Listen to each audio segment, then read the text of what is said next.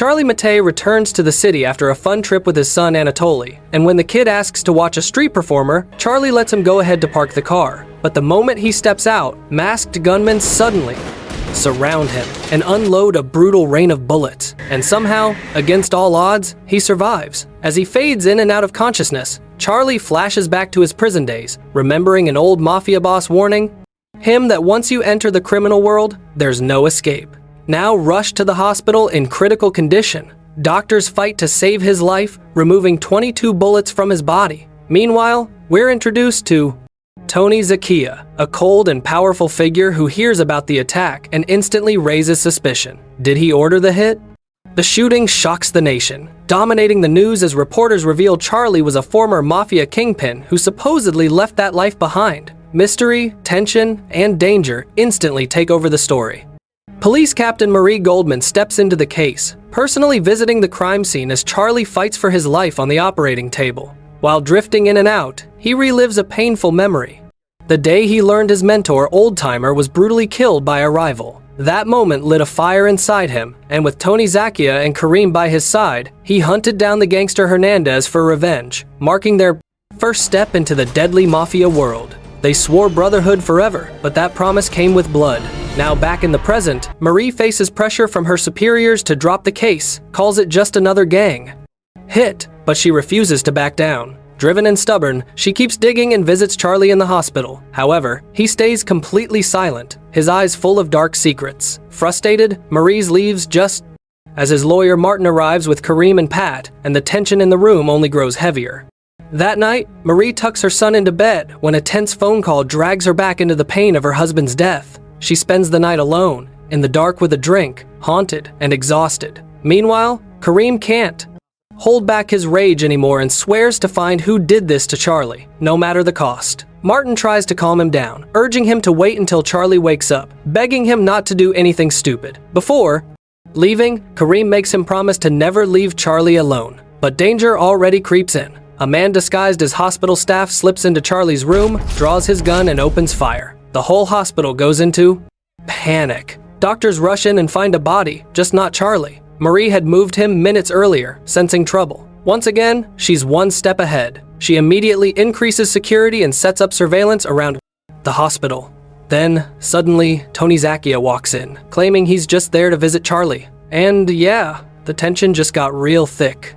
During Tony's visit, he acted relieved to see Charlie still alive and handed him a get well card, before casually warning that the hospital was full of cameras and cops watching from an ambulance outside. Shortly after, Karim and Martin arrived and rushed Charlie out. Marie immediately tailed them, but Karim noticed it, hit the gas, and called a friend for help. After shaking her off, he drove to an old warehouse where one of Tony's men was already tied to a chair, shaking in fear and barely holding himself together. Charlie stayed calm, telling him nothing would happen if he talked. The terrified man confessed that Tony had ordered him to track Charlie down. He said Tony wanted him dead for walking away and giving up the drug business because he feared Charlie might come back one day to take everything. Hearing this, Charlie was completely stunned. His closest friend had turned into his worst enemy. Karim instantly pushed Charlie to kill Tony before it was too late, but Charlie hesitated. He couldn't forget their past, the brotherhood, the promises they made when they were young. Eventually, Karim backed off and Martin drove Charlie home, where he was reunited with his family in a rare moment of warmth and peace. Meanwhile, Karen returned to his apartment, unaware of what was coming. That same night, Tony's men ambushed him, kidnapped him, and made him disappear. The whole thing had been set up by the same man from the warehouse, the one who betrayed them. But his plan failed, and he was executed on the spot. As a brutal warning, Tony's crew cut off Karim's finger and sent it to his family. When Charlie finally heard the news, he was shattered. He showed up at the funeral, standing in silence as Karim's family cried, and in that painful moment, his grief slowly turned into pure rage. The fire for revenge was no longer a choice, it had become his destiny. Before making his move, Charlie told Pat to get his family out of town and somewhere safe. He knew what was coming. That night, Tony's crew threw a wild dinner party, laughing like they hadn't just tortured a man to death. But they had no idea the storm was already on its way. Charlie showed up unarmed, gave them one last warning to call their families and say goodbye. Then he coldly executed the man who had shot him. before recognizing him by the signature watch on his wrist. Panic filled the room as Charlie walked away untouched. The next day, one of Tony's men went to visit the graves of the dead, but Charlie was already there, waiting. He ended him without mercy. Realizing the killing had begun, Tony ordered a sweep on Charlie's house, but found nothing. In the meantime, Charlie was far away, lying low with his loyal cat, Calm, before the next wave of blood. Charlie's lawyer, Martin, shows up and is immediately shocked by the total chaos inside. Everything's spiraling out of control. He quickly notifies Charlie, but ***, watch out!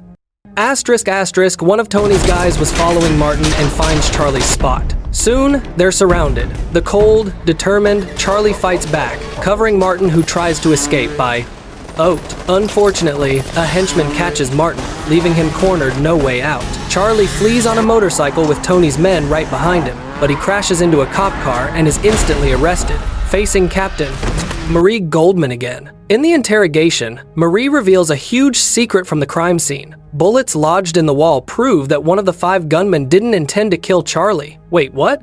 This is a major twist. After serious thought, Marie decides against arresting Charlie immediately because she's convinced Tony Zakia is the one responsible for her husband's death. Meanwhile, Tony Zakia is celebrating his daughter's wedding. Talk about contrasting scenes. But get this. Charlie is lurking outside, managing to snatch one of Tony's henchmen. Before finishing him off, Charlie demands all the data on Tony's latest drug deals, determined to expose everything. When Tony finds out, he is ***, furious.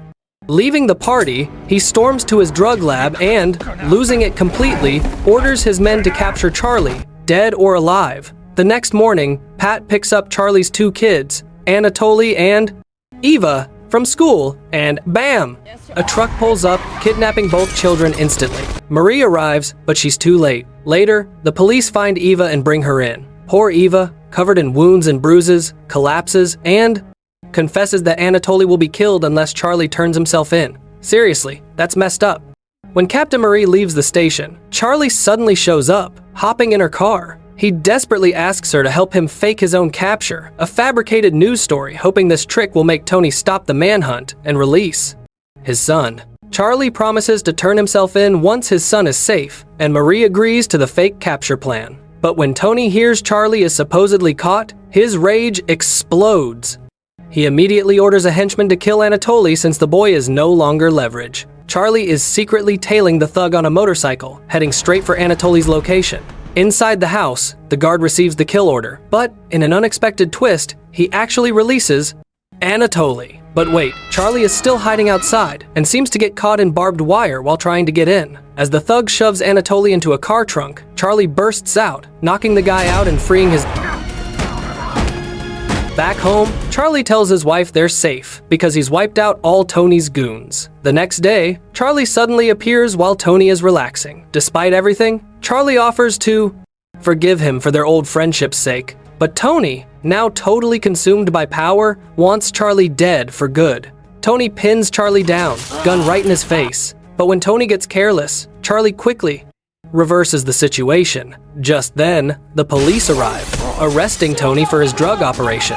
Turns out, Charlie had secretly helped Marie gather the evidence needed to prove Tony was the drug lord. After questioning, Charlie is released because the police have zero evidence connecting him to the drug trade. He walks free. Leaving the station, Charlie gets picked up by Martin and immediately demands to go to the parking lot where he was shot. Arriving there, Charlie makes a shocking realization. The person who shot at the wall that day was Martin.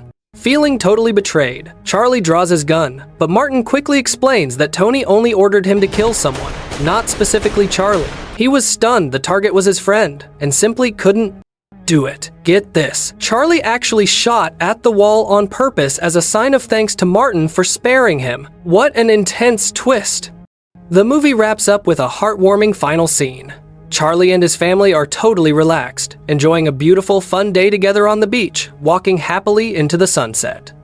Ultimately, the lesson is clear. Brains beat bullets. Charlie's loyalty and cunning brought Tony down. What was your favorite moment? Drop a comment.